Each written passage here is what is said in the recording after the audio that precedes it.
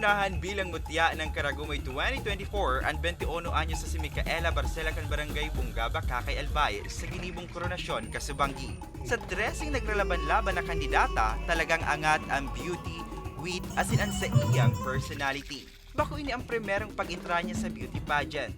Kaya bako naman bago sa iya ang mga siring na kompetisyon. Alagad talagang dai niya hunaon na siya ang makakasungkit kang corona. I think it's not how many times I won, but it's really how many times I was able to represent my community, Bakakay Albay.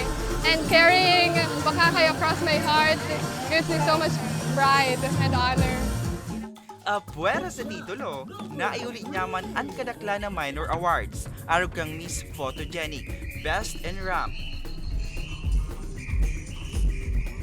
Best in Production Number, Best in Swimsuit, as in Best in Long Gown. Actually, napaka madugo yung namin, yung preparation namin since yun nga, medyo tight kami sa budget and kailangan namin humanap ng mga sponsors.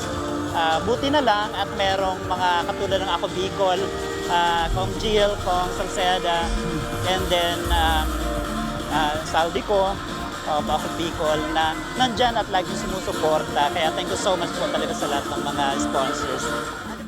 Naiuli naman ni Maria Juliana Burak kan Tabaco City ang primerong pwesto. Second runner-up si Daisy Camo kan Malinaw Albay. As in third runner-up si Nikita Lariosa kan Santo Domingo Albay. Dakula man ang pasasalamat ni Mayor Edsel Villesa sa gabos na naging parte kan aktibidad. Kay Kong Joey Santi Salceda, Kong Jill Bungalon at Kong Jill Saldico, sa representative ni Kong Saldico, si Miss Annie Sumanga, nakula po ang sakuyang pasasalamat sa inda sa daing sawa asin padagos kas pagsuporta sa banwa ng Bakakay. Parte ang mutya ng Karagumoy sa taunang kapistahan kan banwaan ng Bakakay. Para sa mga baretang tatak Bicol, Hercules Barbacena.